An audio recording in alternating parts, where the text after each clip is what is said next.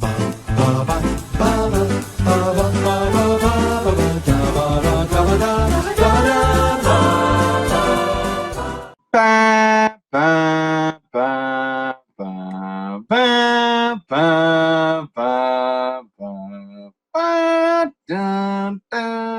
going to do the whole theme. I could do the whole theme.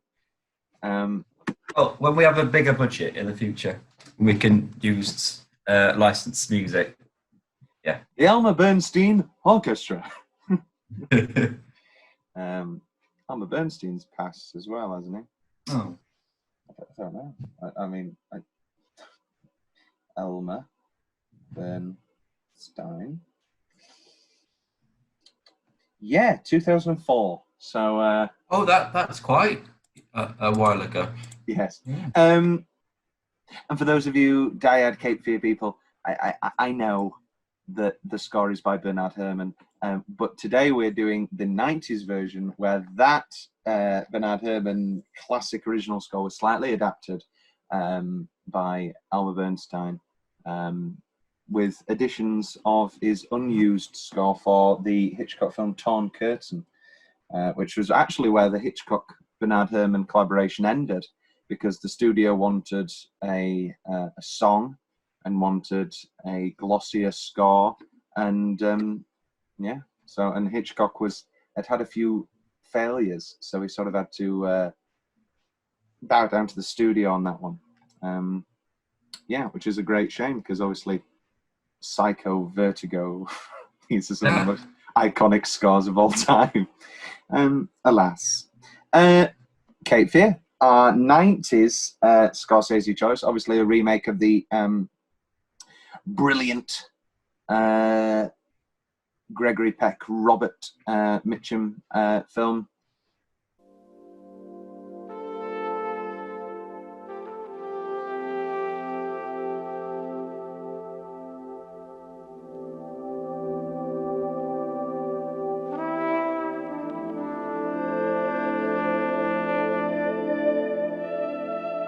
Hi, Dad. You look tired. Oh, thanks. I needed that. Yes. Hola. This town is so very nice, and everything's just so very, very nice.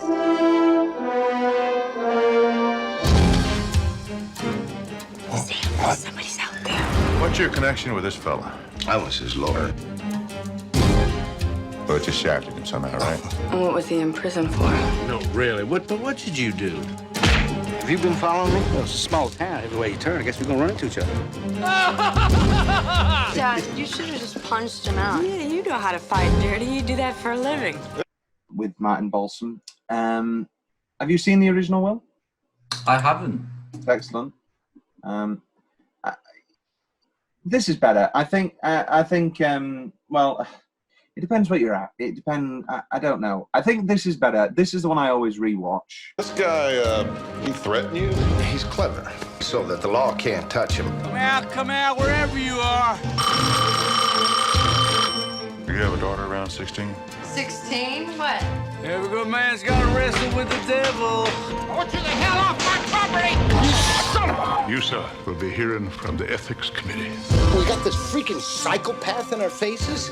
I mean, who knows what's true and what isn't? I'm just losing my mind here. I called the vet, and then he died. Lee, I told you not to let him out. I didn't let him out! I didn't let him out! It would be unethical of me to advise a citizen to take the law into his own hands. You thought about me last night, didn't you? Evening, ladies. Hello? I think we're alone now. Where are you from? I'm from the Black Forest. Maybe I'm a big bad wolf. Do you mind if I put my arm around you?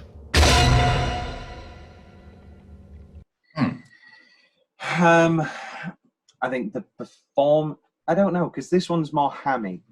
Let's say it. This one's a bit campier. We like a bit of campness. We do like a bit of camp, which I think. I mean, this is just an all-out thriller, camp fest, bit of gore, bit of everything.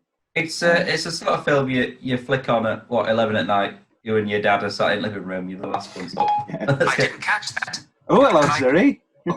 Well, there we go. Yeah, Booking appointment with dad in living room. Cape Fear. Yeah, no, I've definitely come in or whatever, been there and flicking channels on ITV4, and they're about to get on the houseboat and gone, yeah, all right, let's watch the last 20 minutes. It is an any point movie. Just dive in. I think, yeah. Such as with most Scorsese movies. I mean, you're not a Sky Movies guy, but Wolf of Wall Street is off and on, and you've lost me for a couple of hours there. Anytime Goodfellas is on, I mean, come on, are you gonna not put Goodfellas on, or are you a madman? Cape Fear. Robert De Niro as Max Cady on a brutal trail of revenge against the Bowden family. Samuel Bowden, played by Nick Nolte, Lee Bowden, Jessica Lange, and their daughter, Juliette Lewis. Is there a weak performance in this film? Is there anybody we recast? Is there anybody we change around? De Niro. Well, that's what I was I don't know. Because you could argue Jessica, but no, you couldn't. No, you couldn't. I don't know. So, go and argue it. Well, it'll be interesting. I've just said that she's not really got that much to do except for the final sort of bit. Yeah. Well, they added the scene where where he pulls up and gives her the dog lead. They added that because Jessica thought that they needed to see each other before the climax. I don't know whether it's a change. I don't know what the phone ring scare where they're all sat around the dinner table and we're all fine and we're all fine now, aren't we? And they all, when the phone rings. I don't know whether that's a bit too on the nose. They've just watched Scream. Yes. The upside down shot. Classic.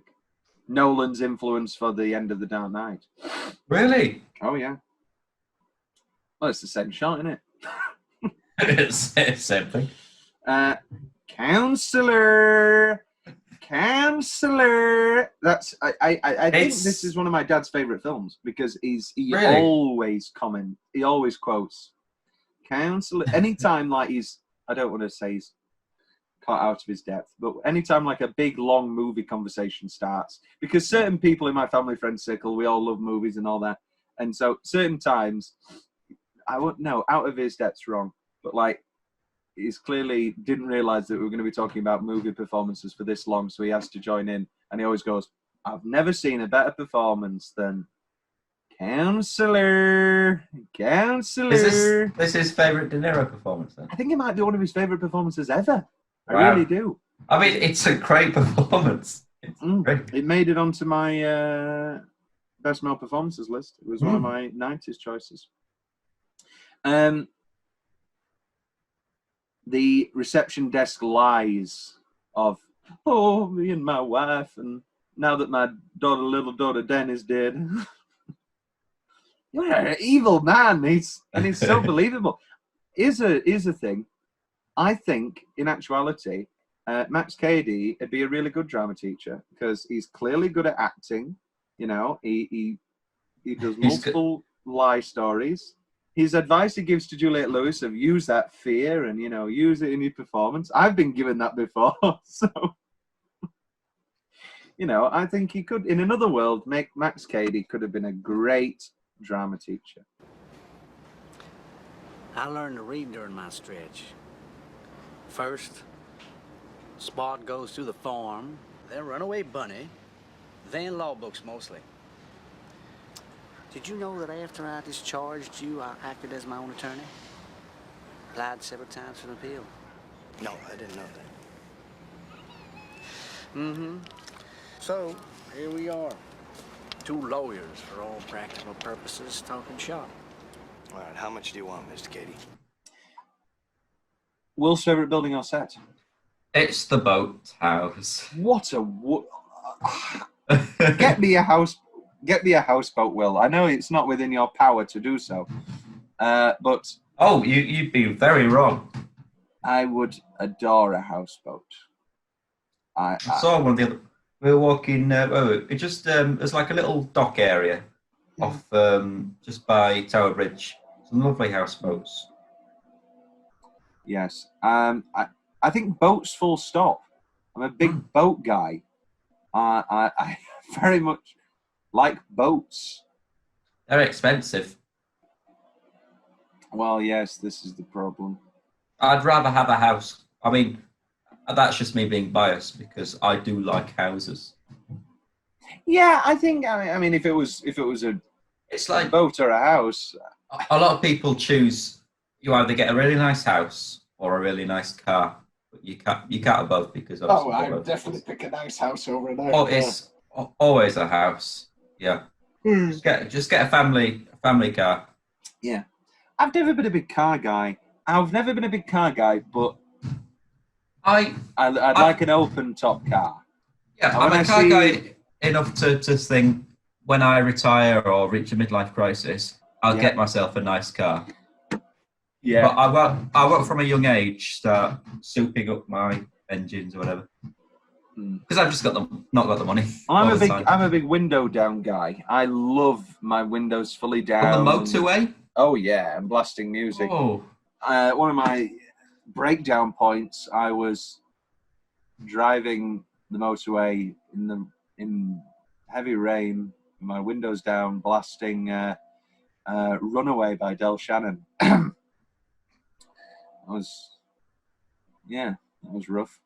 But also, on the happier times, I also like to have my windows down and motorway ride and, listen to great music. But sometimes I listen to podcasts, and so you can't really have your music, you can't really have your windows down. It varies. What can I say? I'm a crazy guy. We like listen to Elaine on a Sunday. Yes, Elaine on a Sunday. Elaine Page on Sunday. Best single minute. Will, why don't you kick us off? I've got the opening, the introduction. Yes, the opening to Max, which is great. And I've also got the garroting. I love a good garrote. It's one of the most horrific things to look at. It's awful, isn't it? But I love a good garrote. The prison, the cinema, the parade. Great stuff. Really well. I mean, he's stealing the strangers on a train, looking forward whilst everybody else is looking at the other thing. And it's not as good as Strangers on a Train because you haven't got the tennis, bob. But I think just that opening prison sequence with the I call it a punchline, but the already read 'em, and you're like, who is this guy? And also that pays into a great dramatic irony when he's talking about, this guy's illiterate. I had to read everything to him, and now we know. Then what were all those law books? Yes. Sodomized by 10 white guys or 10 black guys. What would be my price, counselor? Excellent stuff. Best line, which leads us into best line. And there are some barn burners here. Let's try a few of these on for size. Not The Departed. That's next episode. I ain't no white trash piece of shit. I'm better than you all. I can outlearn you. I can outread you. I can outthink you. And I can outphilosophize you. And I'm going to outlast you. You think a couple of whacks to my gut is going to get me down? I'm going to take a hell of a lot more than that, counselor, to prove you're better than me. Oof. Anything? Me? Yeah. You are the other co-host, of course. I sure am. Counselor. I am like God, and God like me. I am as large as God. He is as small as I. He cannot be above me, nor I beneath him be. There's always something unsettling about people who know Bible quotes. Even priests who know full Bible quotes and know the. Hope they do. And know the numbers and such. It's very. and settling. I like what the sort of the mirror window double thing where he's like he takes his clothes off and the police guy's like I don't know whether to look at him or read him because he's got so many tattoos. Well, gee golly gosh, I sure am sorry I offended you, you white trash piece of shit. I love that. Wonderful Joe Don Baker from Fletch. This was wonderful in this. Is that Tom and Lasorda? I hate Tom and Lasorda. Bang. I understand I'm not your type. Too many tattoos. Thing is, there isn't much else to do in prison except desecrate your flesh. And another unsettler. You ready to be born again, Miss Bowden? Whoosh. Just gives me the creeps. Any of the best lines, Will? Your mum is not happy, your dad is not happy, and you know what? You're not happy. What's the change? I've got one. Shoot.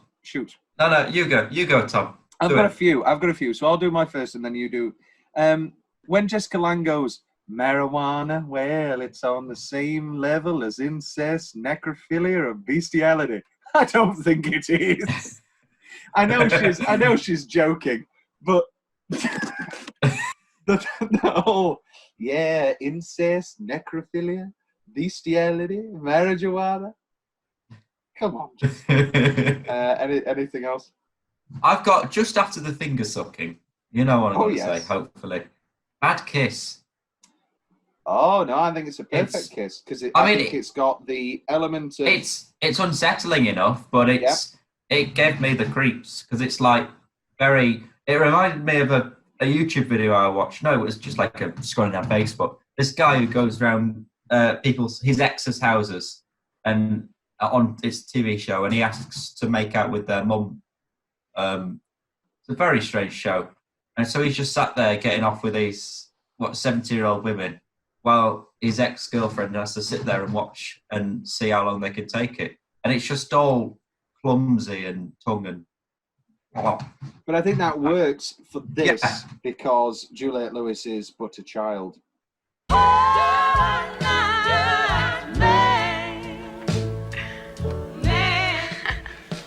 you can trust in me because I'm the do-right man. Okay? Okay, night now. Okay. Good night.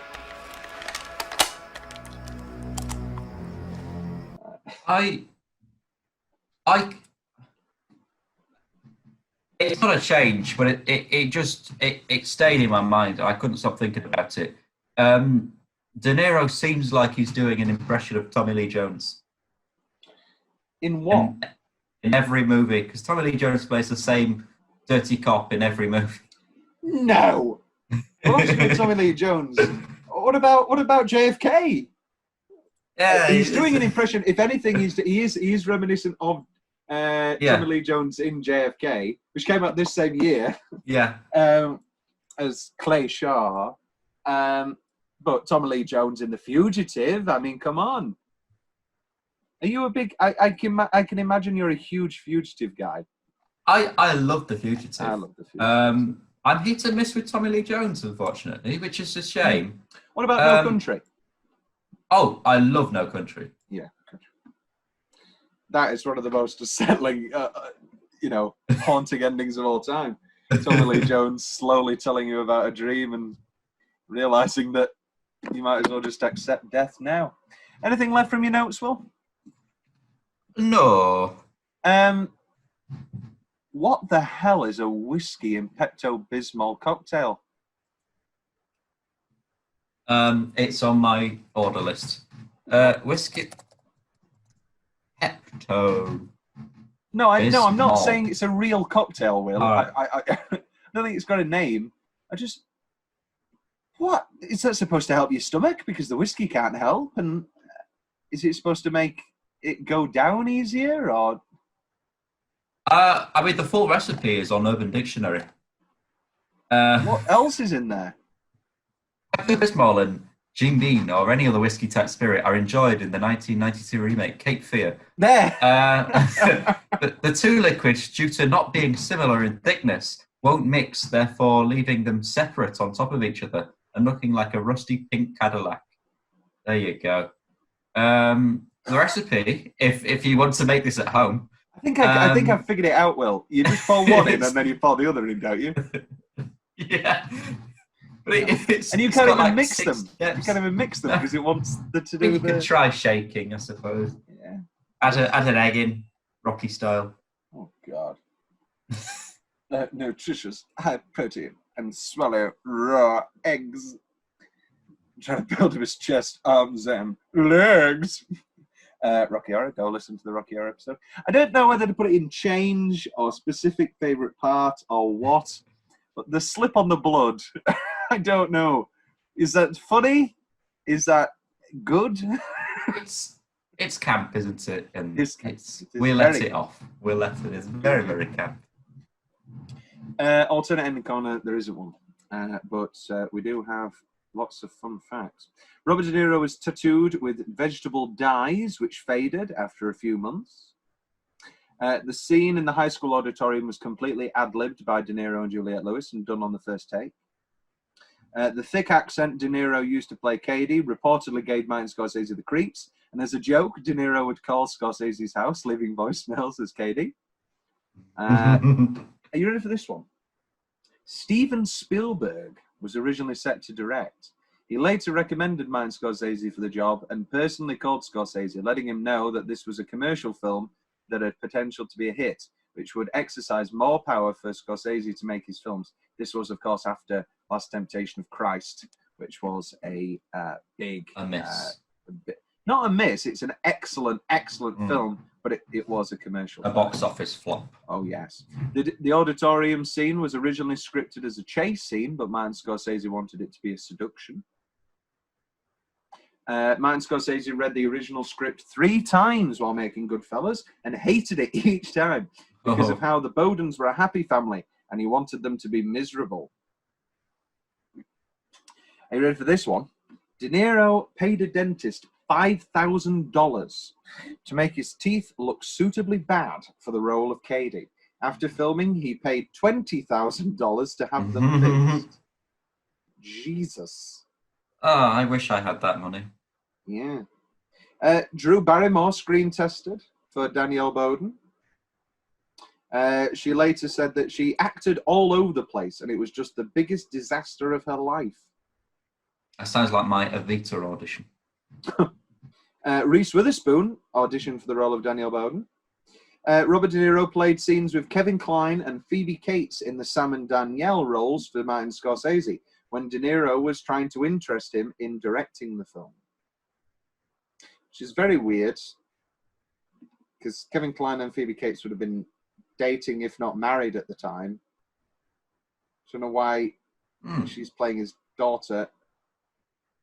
She is slightly younger than him. They're still together now. Oh, very good. Ooh, why did she play Lee? Have I talked about my love for Phoebe Cates yet on the show? No. It'll come up on Gremlins, I'm sure. I love Phoebe Cates. Phoebe Cates in Gremlins, one of the most beautiful women ever. What's next? When Spielberg was attached to direct, he had plans on casting Bill Murray as Max Cady. What does that movie look like? Jesus. Do you know Bill Murray was originally going to be the Burton Batman? Really? Oh no. Oh dear. Thought though, if Murray was Max, I can very easily see Dreyfus as I was going to say, Bill Murray as Max Cady has been made. It's called What About Bob? I'm surprised someone hasn't parodied that as like a horror movie trailer, but clips from What About Bob with like a scary background music. I think What About Bob isn't as well known as it should be. What About Bob's excellent. And that's it for fun facts.